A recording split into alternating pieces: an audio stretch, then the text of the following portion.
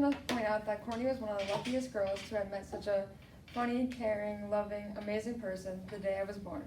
And for those of you who don't know me, I'm Kira, the beautiful bride's baby sister. I'm also the one who took away her only child title, but don't let her fool you. She was ecstatic to have a little sister. So much so that she even got another one a little over a year later. I just want to say a quick thank you to everyone who put in a tremendous amount of help and hard work to pull out this beautiful day for these two amazing people. To start off my speech, I just want to say that I was beyond happy when my little sister finally found the one she was going to spend the rest of her life with. If any of you knew Courtney in high school, you know that she was dead set on finding the love of her life. When Courtney was 16, I was only 11 at the time, so these boys coming to our house were always her friends at the time. And then one day she brought home a new friend, and he just kept coming back after that. But I grew to like this new friend of hers though, because he raced race cars just like my dad did, and that was the coolest thing ever to little 11-year-old me. Eric, it's not too late to flee yet. I'm just kidding, but seriously, how do you deal with all the bossiness? Over the past 6 years, your sense of humor has definitely spiced up every family function.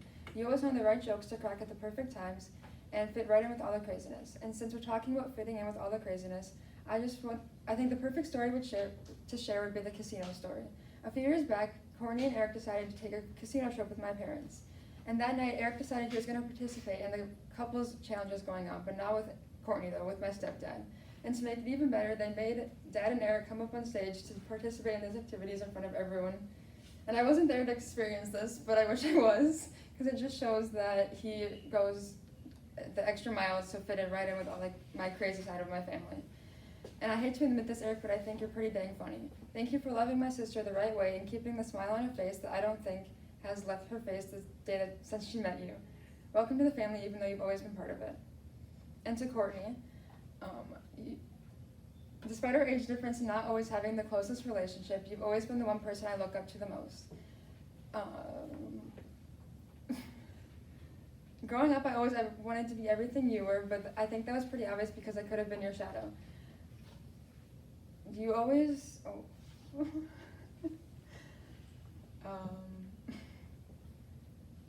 some things never change because to this day, you still inspire me to be the best version of, or you still inspire me and guide me through every obstacle that stops me from being the best version of me. I think I hear the words quit acting like Courtney about 50 times a day, but Courtney, I truly wouldn't be who I am if it wasn't for you, or if I wasn't your shadow for 13 years of my life. You're constantly testing the waters for me and showing me every do and don't that life has. And for that, I'm so grateful to call you my big sister and couldn't ask God for a better role model. Courtney and I being the same person has definitely been troublesome, especially when we were kids. While I was writing this speech, I was trying to come up with a funny story to share, but for some reason, I'm always taking it back to the infamous ketchup story. Courtney and I are partners in crime, and one day life was getting a little boring, so we decided we were going to come up with a mischievous plan to have a little bit of fun. We would never get caught, or so I thought. I couldn't really tell you where we got this idea from, but we probably thought it was the best prank that we'd ever come up with. We decided we were going to gang up on our little sister Savannah, who most people know despises the taste of ketchup. All we had to do was catch her off guard, and boom, ketchup right in the mouth. We thought it was the funniest thing ever, but Savannah didn't, and we ran and hid from our dad, but that didn't last long. And 1 week of grounding later, we were back on our feet, finding more funny pranks to pull around the house. And to the both of you, the support and love that you have for each other is something so special and hard to find. When I think of the perfect image of love, it's your guys' relationship. Eric, when we're standing in the races watching you, or standing in the pits watching you race, I don't think Courtney ever stops smiling.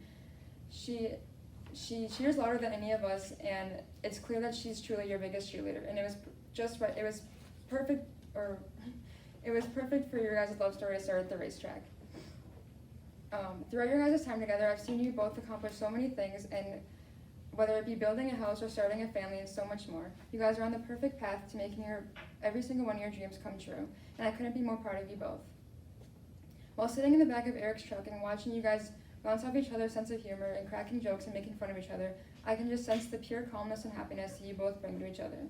To end my speech today, I just want to say I love you both, and I can't wait to see what life takes you both. The journey is just beginning. Thank you for letting me be part of your special day and letting me stand next to my sister when she said the words "I do." Congratulations, guys. Thank you for listening.